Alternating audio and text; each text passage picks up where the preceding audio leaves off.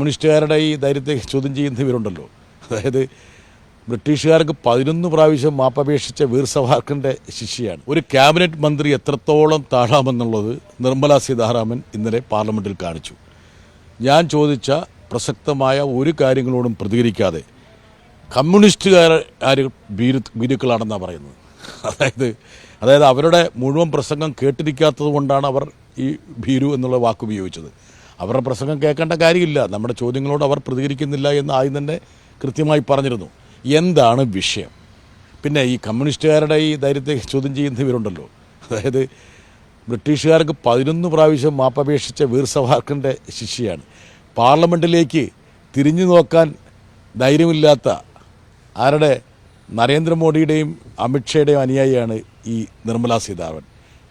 ഇൻക്ലാബ് സിന്ദാബാദ് വിളിച്ച് കഴുമരത്തിലേക്ക് പോയ കമ്മ്യൂണിസ്റ്റുകാർക്കാണ് അവർ ധൈര്യം പഠിപ്പിക്കുന്നത്. പോട്ടെ, അത് വിട്, അതവരുടെ അപക്വത എന്ന് വിചാരിച്ചാൽ മതി.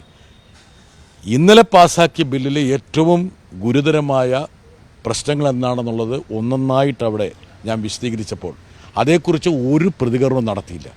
ഈ 54 കോടി വരുന്ന UPI ഉപഭോക്താക്കളുടെ മേലിൽ വലിയൊരു ഭാരത്തിൻ്റെ ഒരു വാള് തൂങ്ങിക്കിടക്കുകയാണ്. അവർ പറയുന്നത് ഞങ്ങൾ ഇപ്പോൾ ഏർപ്പാടാക്കുന്നില്ല, ഇപ്പോൾ സർവീസ് നിരക്ക് ഏർപ്പെടുത്തുന്നില്ല, ഇനി ഏർപ്പെടുത്തിയാൽ തന്നെ അത് മെർച്ചൻസിനാണ്, കച്ചവടക്കാർക്കാണ്. അപ്പോൾ ഞാൻ അവരോട് ചോദിച്ചു, കച്ചവടക്കാരുടെ മേൽ ചുമത്തുന്ന ഭാരം ഏതെങ്കിലും ഘട്ടത്തിൽ കച്ചവടക്കാർ തന്നെ അത് സഹിച്ചിട്ടുള്ള ഒരു സാഹചര്യം ലോകത്തിലെവിടെയുണ്ടോ? അത് ഉപഭോക്താക്കളിലേക്ക് കൈമാറില്ലേ? അപ്പോൾ അങ്ങനെ കൈമാറുമ്പോൾ ഉണ്ടാകുന്ന ഭാരത്തെക്കുറിച്ച് എന്താണ് നിങ്ങൾക്ക് പറയാനുള്ളത്? മറുപടിയില്ല. രണ്ടാമത്തെ കാര്യം, എന്തിനാണ് പാർലമെൻറ്റിനെ കബളിപ്പിച്ച് ഇങ്ങനെ ഒരു ബ്ലാങ്കറ്റ് അപ്രൂവൽ, ഒരു ബ്ലാങ്ക് ചെക്ക് ഇവർ വാങ്ങി കയ്യിൽ വെക്കുന്നത്? ഇവർക്ക് ഇഷ്ടം പോലെ പണം ആവശ്യമായി വരുന്ന സമയത്ത് ഉപഭോക്താക്കളെ പിഴിയാൻ വേണ്ടിയിട്ടുള്ള ഒരു അവസരം കിട്ടാൻ വേണ്ടിയാണ് ഇവർ ചെയ്തിരിക്കുന്നത്.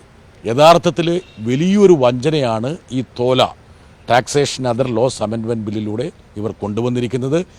പ്രധാനമന്ത്രി പലതവണ ജനങ്ങൾക്ക് വാക്കുകൊടുത്തിരുന്നു, നിങ്ങളെല്ലാം ഡിജിറ്റൽ വിനിമയത്തിലേക്ക് മാറണം, കറൻസി അല്ല.